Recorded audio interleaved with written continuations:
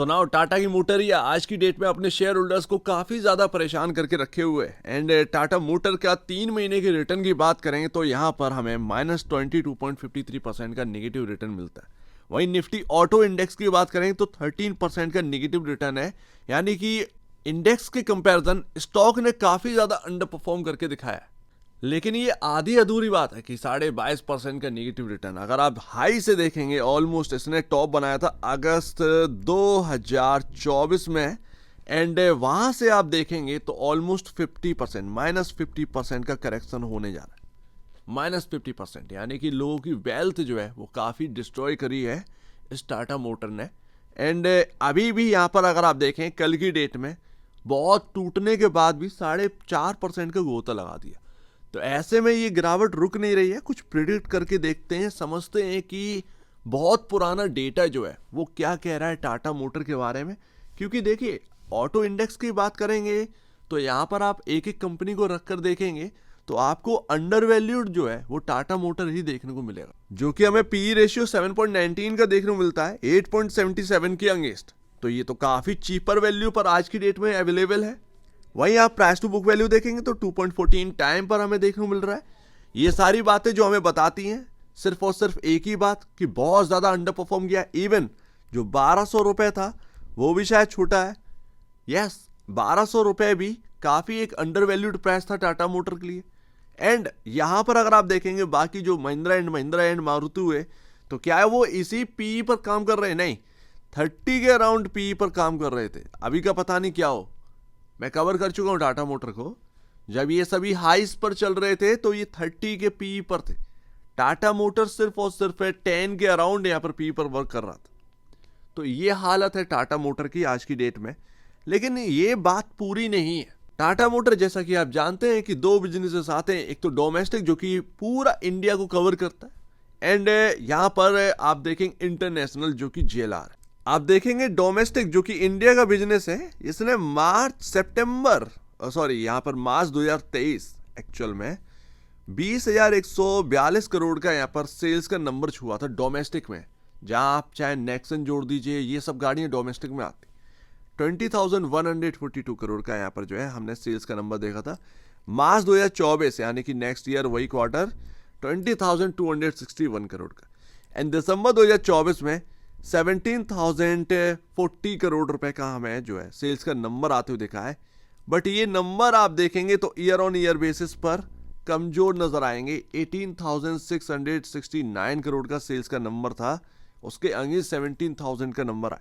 तो यानी कि आप देखोगे कि ईयर ऑन ईयर बेसिस पर अभी भी दिक्कतें हैं, एक इनलाइन नंबर से यहां पर जो है आ रहे हैं।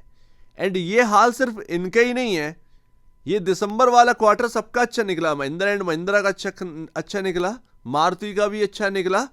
बट अगर आप देखेंगे मारुति का तो यही सेल्स के नंबर देखने को मिल रहे ठंडे एकदम। थोड़ा बहुत इधर उधर ग्रोथ हो जाती है, उससे क्या ही मतलब। तो यहां पर हाल सबके सेम है, बट जो यहां पर गिरावट है वो सिर्फ टाटा मोटर के अंदर आई है, ये आप कह सकते हैं। एंड वही हाल आपका नेट प्रॉफिट का है। मैं डोमेस्टिक की ही बात कर रहा हूं, जहां पर आपका जो है नेट प्रॉफिट देखने को मिलता है किन गाड़ियों से, नेक्सन और वगैरह वगैरह जो कि इंडिया में चलती हैं। जेएलआर भी चलती है, बट जेएलआर को थोड़ा सा अलग रखिएगा, वो कंसोलिडेट नंबर में आते हैं, ठीक है। 1404 करोड़ का यहाँ पर जो है नेट प्रॉफिट का नंबर आया, वो टैक्स एडजस्टमेंट की वजह से भी। बट आप देखेंगे Q1 में ये प्रॉफिटेबिलिटी कितनी थी, 2190 करोड़ का प्रॉफिट था। एंड वही बात है ना कि यहाँ पर काफी वीक यहाँ पर देखने को मिल रहा है। एंड ये सिर्फ इनके साथ नहीं है, वो महिंद्रा एंड महिंद्रा मारुति ये सब कुछ ऐसा ही है।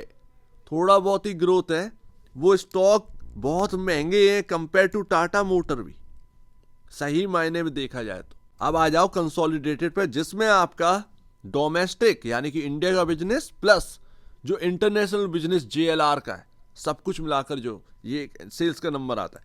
तो आपके सामने रखा हुआ है भैया, ये ऑलमोस्ट जून 2023 या उससे पहले की भी बात कर लो, ऑलमोस्ट आपको फ्लैट ही नजर आएंगे। सिर्फ मार्च 2024 का जो क्वार्टर था, बस वहां पर आपको जो है एक अच्छा बढ़त देखने को मिली। उसके बाद लगातार आपको एक फ्लैट नंबर ही नजर आएंगे। तो यानी कि सफरिंग हो रही है बॉस 2 साल से इस ऑटो इंडस्ट्री के अंदर। ज्यादा कोई ग्रोथ हमें देखने को मिल नहीं रही है। फर्क बस इतना है टाटा मोटर का कि एक लॉस मेकिंग कंपनी थी एक टाइम पर, तो यहां पर ऑपरेटिंग प्रॉफिट एंड वगैरह वगैरह ये सब दिक्कतों में रहते थे। आज की डेट में मैनेजमेंट ने इतना कर कुछ दिखाया है कि अब ये एक प्रॉफिट जनरेटिंग मशीन बन चुकी। तो जैसे ये प्रॉफिट जनरेटिंग मशीन हुई है तो इसके अंदर एक नई तेजी आ गई है। बट अगर आप देखेंगे 2 साल से हाल जो है वो बेहाल है, इसमें कोई शक की बात नहीं है। अब यहां पर अगर आप देखेंगे जो नेट प्रॉफिट का नंबर है, फॉरगेट अबाउट इट, ये टैक्स की वजह से, ठीक है। यहां पर अगर आप देखेंगे तो ऑलमोस्ट यहां पर टैक्स बेनिफिट्स बहुत मिले हैं। बट एक है यहां पर आप देखो कि Q1 ऑलमोस्ट 5,692 करोड़, फिर 3,040 करोड़, फिर 5,578 करोड़।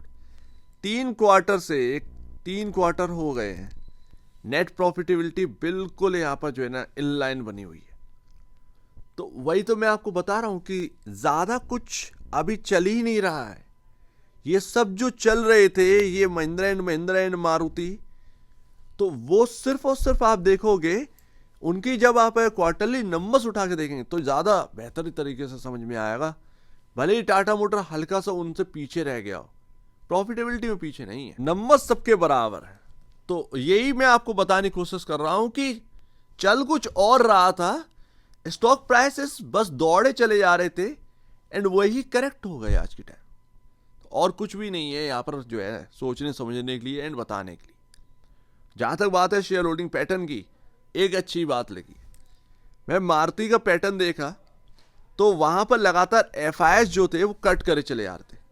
यहां पर फिर भी यहां पर जो है एफआईएस एकदम फ्लैट बने हुए हैं, ज्यादा कुछ चेंजेस ला नहीं रहे हैं। खैर बॉस, जहां तक जो मुझे समझ में आया मैंने आपको बताया। मैं बहुत डिटेल कंपैरिजन में नहीं जा रहा हूं कि मैंने यहां पर मारुति के भी नंबर रख दिए, महिंद्रा एंड महिंद्रा के भी नंबर रख दिए।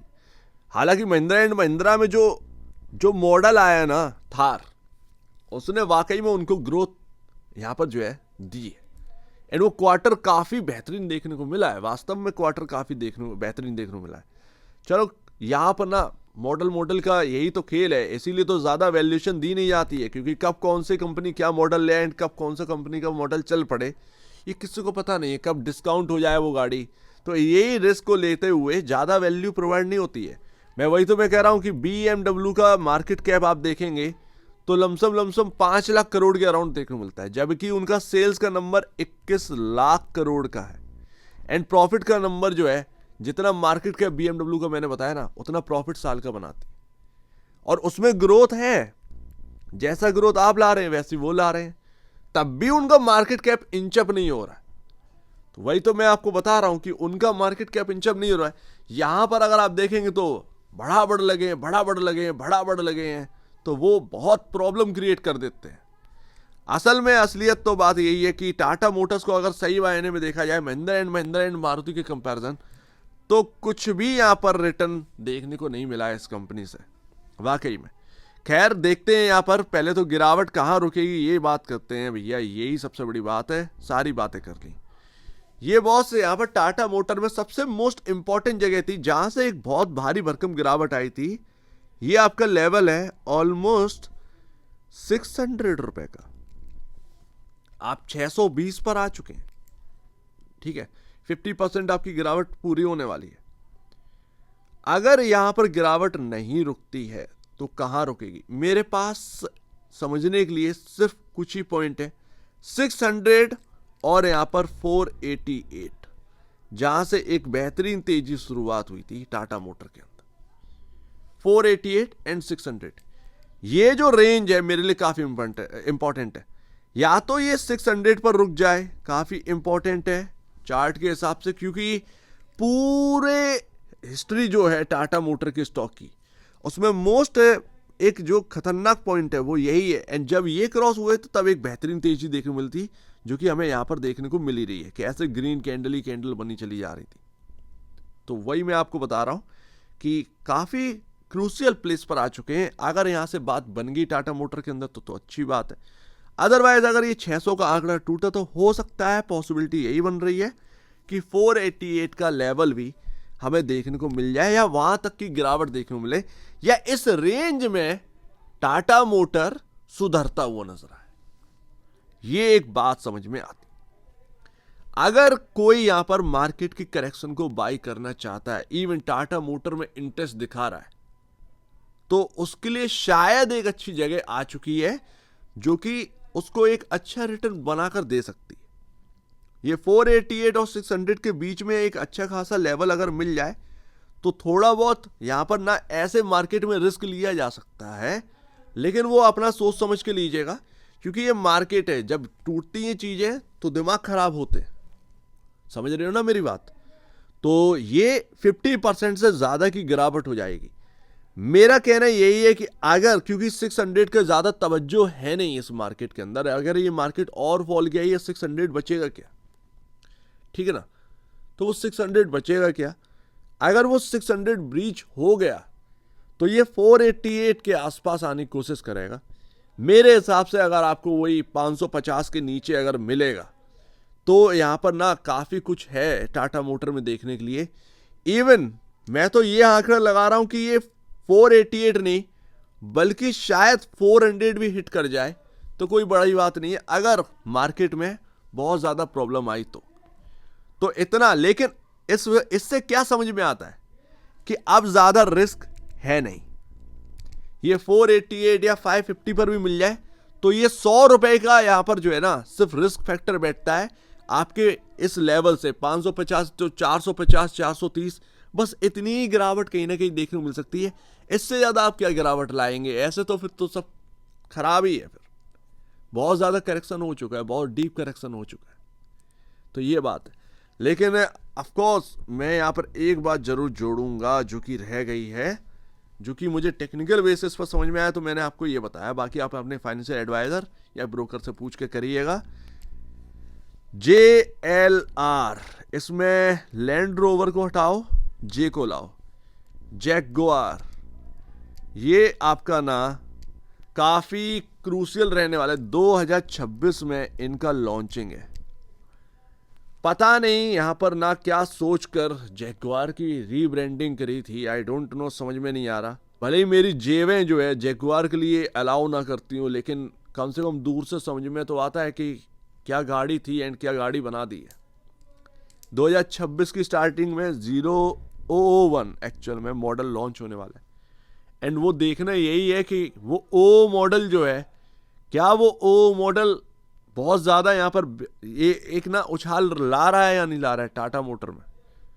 तो अगर JLR यहां पर ना ये ओ मॉडल 1 ये अगर फ्लॉप हुआ तो यहां पर ना क्या होने वाला है ये तो भगवान ही मालिक है, क्योंकि टाटा मोटर की नैया जो है वो JLR पर ही टिकी है, JLR ही सब कुछ।